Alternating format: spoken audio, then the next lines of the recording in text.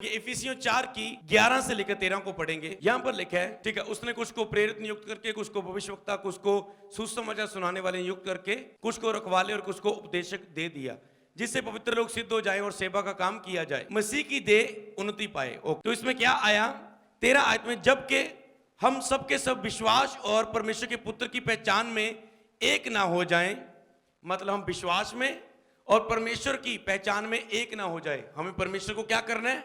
पहचानना है कि वो कैसा है। जब तक हम परमेश्वर की पहचान में एक ना हो जाएं और एक सिद्ध मनुष्य ना बन जाएं और मसीह की पूरी ढील डोल तक बढ़ ना जाए, आपने पूरी उसकी पहचान में रहना है, उसकी ढील डोल में यीशु को अपने अंदर बनाकर रखना है। हालेलुया। अपने हर हिस्से में यीशु को उपस्थित जानना है कि यीशु मेरे साथ है। आपने बिलीव करना है, मैं इधर उधर नहीं देखूंगा। आप कहीं ऐसे फोन पे बैठे, आपने सोचना यीशु मसीह मेरे साथ बैठे, मैं ऐसा नहीं करूंगा। आप घर में लड़ रहे हैं, आपको लगता है कोई नहीं देख रहा, आपने सोचना है यीशु यहाँ पर मौजूद है, मुझे देख रहे हैं, सब कुछ यीशु के सामने हो रहा है। आपने उसे उपस्थित जान के आत्मिक दुनिया में ही रहना है। हालेलुया। जे आत्मिक दुनिया में आपको क्या बताना चाहता हूँ, मैं आपको ये कहना चाहता हूँ, अगर एक व्यक्ति को एक सीक्रेट देता हूँ, अगर एक व्यक्ति सब कुछ छोड़ के, सब चीजों की ओर ध्यान छोड़ के 1-2 हफ्ते आत्मिक दुनिया में बिताए और फिर से वो उन कामों में जो लाइफ में उसकी जिम्मेवारियां हैं उसमें वो जाए और उन हिस्सों में एक बड़े बदलाव को देख पाए। अगर आप कुछ टाइम आत्मिक दुनिया में बिताएं, आप क्या करते हैं? चर्च संडे आके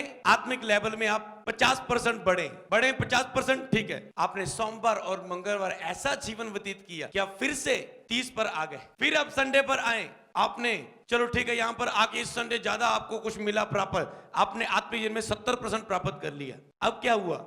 आप फिर से 2 दिन आपने संसार में जीवन व्यतीत किए, वो जितनी होली स्पिरिट की प्रेजेंस आप लेकर गए थे वो फिर से वहां पर आ गए। समझ रहे ना आप? ठीक है, बुधवार आ गए, 70 से वो 80 हो गया, 90 हो गया, पर आपने वीरवार, शुक्रवार और शनिवार ऐसा जीवन जिया, शरीर में टोटल चले, कुछ भी आत्मिक नहीं, कुछ भी आत्मिक नहीं, कोई समर्पण नहीं, कोई अपने आप के लिए मरना नहीं, कोई फास्टिंग नहीं, कोई प्रेयर नहीं, और फिर से क्या आ गया? वहीं पर आ गया। तो इससे डिलीवरेंस होगी, कुछ लाइफ में कुछ चेंज होगा, लाइफ में कोई बढ़ोतरी होगी, बिजनेस में बढ़ोतरी होगी, आपके बंधन टूटेंगे, आपकी भी हीलिंग होगी? नहीं। आप फैसला करिए अपनी लाइफ में 1-2 हफ्ते, 1-2 महीने, कुछ भी आत्मिक माहौल में लगातार रहने का, जिसमें हो सकता है कि आप 3 दिन, 1 दिन पूरा कमरे में बंद हो जाए, मुझे कोई ना बुलाए, कुछ नहीं खाना है मैंने, बस पानी पीना है, बस ठीक है, सिर्फ जहाँ वॉशरूम जाने के लिए बाहर रहूंगा, बस और कुछ नहीं, किससे नहीं मिलना, बस प्रेयर करनी है, बाइबल पढ़ना है, आत्मिक माहौल में रहना है। तो उसके बाद जब आप आत्मिक बन जाए, फिर आप अपने कामों में जाएं, आप वहां पर चमकेंगे यीशु के सामर्थ्य नाम। फिर लोगों के बीच में जाएं, फिर अपने फैमिली के बीच में जाएं, फिर आप अपने काम में जाएं, देखने इतना चमकेंगे आपने कभी सोचा नहीं होगा।